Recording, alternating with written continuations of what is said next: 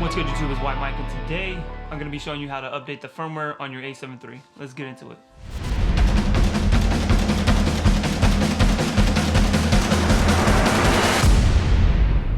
Alright, so if you have an A7 III, like this one here, you're going to want to update the firmware, and this will probably apply to any of these Sony cameras.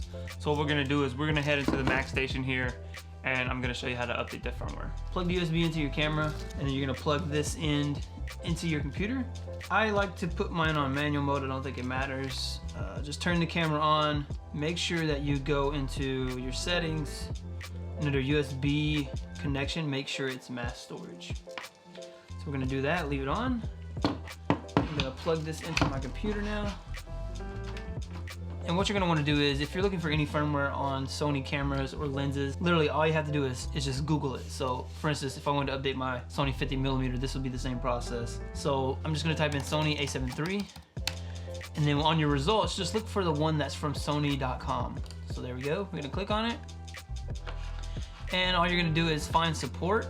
Click on support, and you should be taken to a page with all the information. Hit drivers and software, and this will get you to your firmware. So we get some pop-ups here. No thanks, Sony. And I want to find the version 2.10, and I'm on a Mac, but the Windows process is going to be exactly the same. I'm going to hit that one. It's going to give me all the information.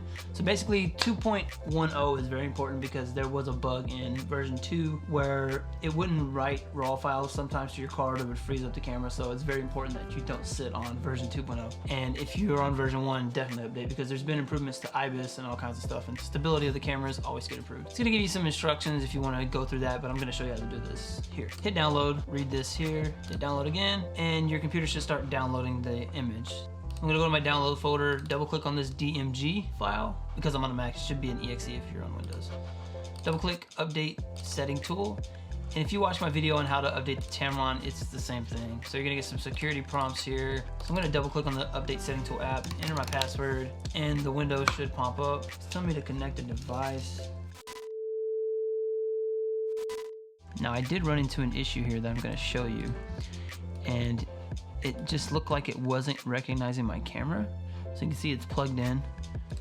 It's gonna give me this message saying, connect the device to the computer with the USB cable, which it already is. So the way I figured out to get around this is to go into the resources folder here and run the system software updater directly. So this tool probably just makes sure that it can find the camera, but for some reason it's not working on my computer. I'm gonna close that and open the system software updater. Move it here. It's gonna tell you to connect your camera. So we're gonna hit next, and it should be looking for your camera. And once it finds it, now it's gonna verify the connection with your computer, and your camera will say follow computer instructions. So on the instructions, it's just telling you that the current version is 2.0, version after update 2.10. And again, this works for almost any Sony update for cameras and lenses. It works in the same method. So we're gonna hit next, and what's gonna happen is it's going to go through and make the update on the camera. So it's ejected, basically disconnected my camera here, and it's automatically resetting the camera, which is, I believe, rebooting it probably into some sort of bootloader, and it's running the update. It says do not disconnect the USB cable, of course. So while that's running, you'll see here at the bottom that this is the progress bar of the update. Just make sure that you do not disconnect your camera. It could be really fast, and it could take a long time. It just really all depends. So we're gonna sit here, and I'm gonna speed this up.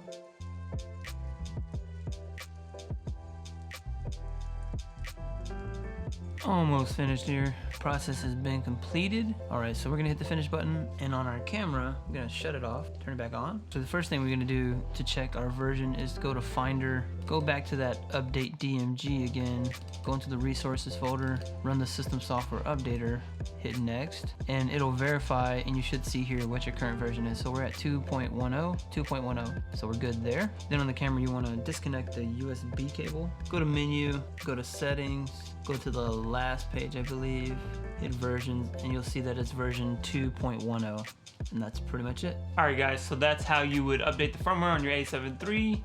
It's pretty straightforward. I always just try to check when there are firmware updates for any of my cameras just to keep them up to date. There are some new changes coming to the latest firmware, I think around March, which is gonna give us all those features from the A6400 on like your A7 III and A7R III, so be sure to check that out. If you like the video, please hit the like button, leave a comment down below, and I'll get back to you immediately, and maybe hit that notification bell, whatever you want to do. We're still growing in subscribers. I have about 144 right now, so keep hitting that subscribe button. I really appreciate it. Hope to be getting more content out for you real soon. It's a wrap.